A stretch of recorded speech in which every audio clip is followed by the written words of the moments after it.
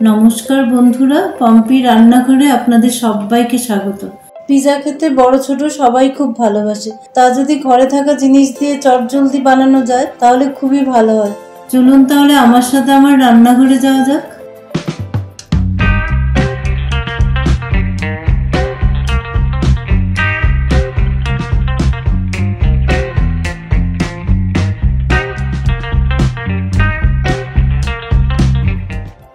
আমার আজকের recipe paratha pizza. ঘরে আমরা পরাঠার জন্য যেরকম ডো বানাই সেরকমই একটা ডো আমি তৈরি করে নিয়েছি। আমি 50% ময়দা 50% আটা দিয়ে করেছি। আপনারা ইচ্ছা করলে যে কোনো একটা দিয়েও করতে পারেন। পরাঠার ডো থেকে একটা বড় করে লেচি নিয়ে নিয়েছি, সেটাকে বেলনি চাকি দিয়ে বেলে নেব। লেচিটাকে বেশ বড় করে রুটির মতো বেলে নিয়েছি। এবার তার মাঝখানে একটি চিজের স্লাইস দিয়ে চারদিক থেকে রুটিটাকে বন্ধ করে দেব। এবার লিচির কর্নারগুলোকে একটু হাত দিয়ে চেপে চেপে একটু গোল করে নেব।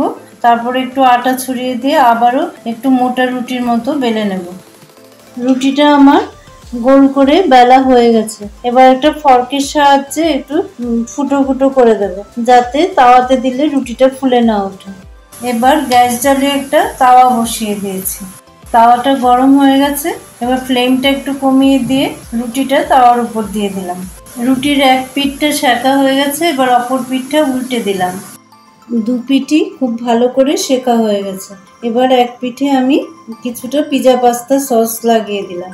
পিজা পাস্তা সস না থাকলে টমেটো সস দিলেও চলবে। এবার কিছুটা মোজারেলা চিজকে গ্রেট করে নিয়ে তাতে ছড়িয়ে দিলাম। মোজারেলা চিজ না থাকলেও এমনি চিজ কিউবকেও গ্রেট করে দিতে পারেন।